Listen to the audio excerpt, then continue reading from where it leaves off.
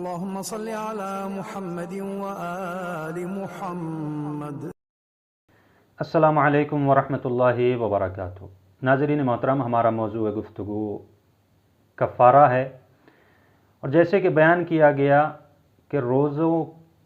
के कफ़ारे को 4 हिस्सों में तकसीम किया गया है। नंबर 1, माह रमज़ानुल मुबारक में जानबूझकर रोज़े को तर्क करना या रोज़े को बातिल करना। इसके कफ़ारे के तौर पर या तो इंसान एक ग़ुलाम आज़ाद करे या 60 मिस्कीनों को खाना खिलाए, या हर एक को यानी 60 मिस्कीनों में से हर एक को एक मुत्तआम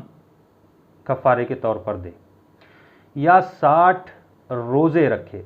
अब ये जो 60 रोज़े रखने हैं, इसके चंद शराइत बयान किए गए हैं, लिहाजा उन शराइत के ऊपर अमल करना ज़रूरी है।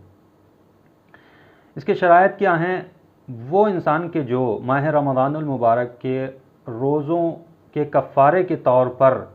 60 रोज़े रखना चाहता है, उसके लिए लाजिम है, ज़रूरी है कि 1 महीना 1 दिन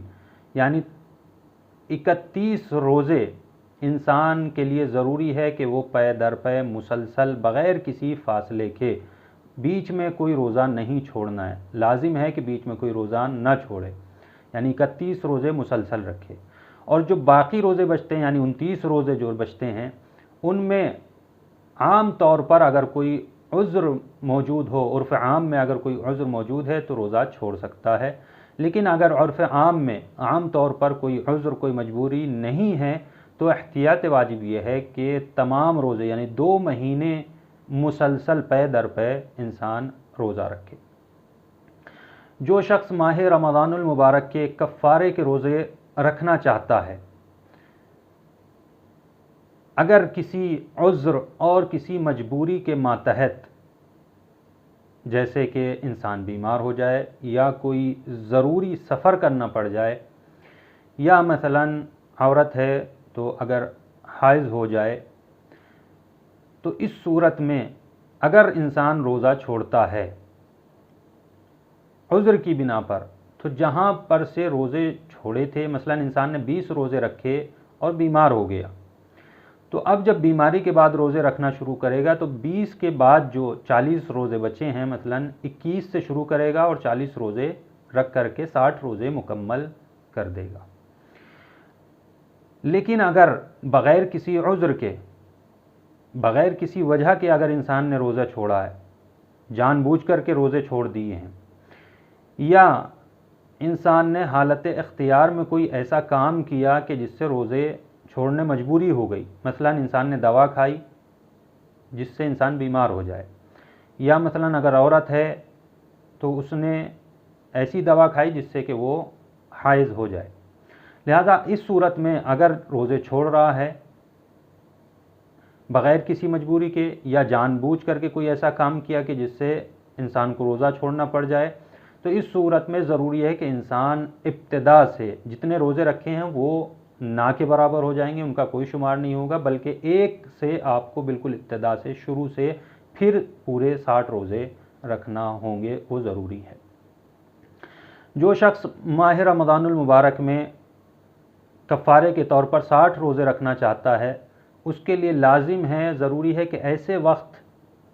रोज़ों की इब्तिदा न करे, ऐसे वक्त पर रोज़ों की शुरुआत न करे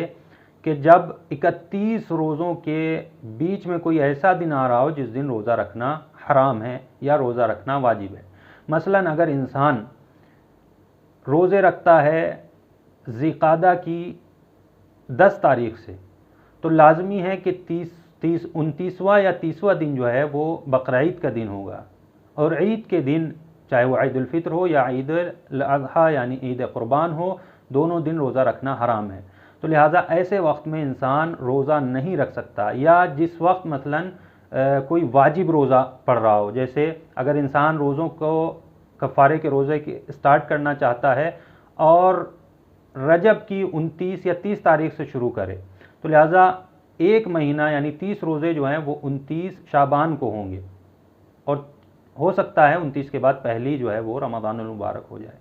तो लिहाजा उस वक्त में रोज़े शुरू नहीं कर सकता। यानी रोज़े जब रखना चाहे तो कम अज़ कम इतना वक्त होना चाहिए कि 31 रोज़ों के दरमियान में कोई वाजिब या हराम रोज़ा न पड़ रहा हो।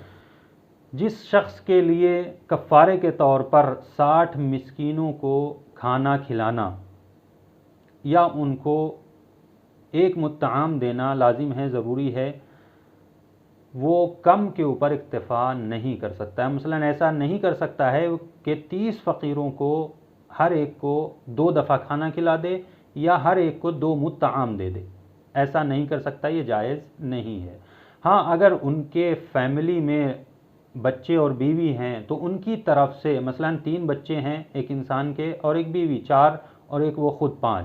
तो इस सूरत में 5 मुत्ताम यानी 5 हिस्से उसको दिए जा सकते हैं, एक उसका और 4 बीवी और बच्चों के। लेकिन ऐसा नहीं कर सकता कि एक इंसान को, एक फ़कीर को 2 मुत्ताम दे। लेकिन अगर मजबूरी है, इंसान फ़कीरों को नहीं ढूंढ सकता है और इससे ज़्यादा फ़कीर नहीं मिल रहे हैं, तो इस सूरत में इंसान एक मुत्ताम से ज़्यादा एक फ़कीर को दे सकता है, मसलन 2 मुद या 3 मुद एक इंसान को दे सकता है। लेकिन यहाँ के ऊपर एहतियात वाजिब ये है कि जब इंसान मसलन अगर इंसान ने 30 लोगों को 2 मुत्ताम के हिसाब से दे दिया है, तो एहतियात वाजिब ये है कि जब 30 फ़कीर और मिल जाएं तो एहतियात वाजिब ये है कि उन 30 फ़कीरों को भी एक मुत्ताम दिया जाए, ताकि कुल मिलाकर के 60 लोग अलग अलग हो जाएं जिनको कफ़ारा दिया गया है। आखिर में तमाम नाज़रीन से गुजारिश है कि हमारे चैनल नूर नजफ़ मीडिया को सब्सक्राइब करें और वीडियो को ज़्यादा से ज़्यादा शेयर करें। वस्सलामु अलैकुम वरहमतुल्लाहि वबरकातुहू।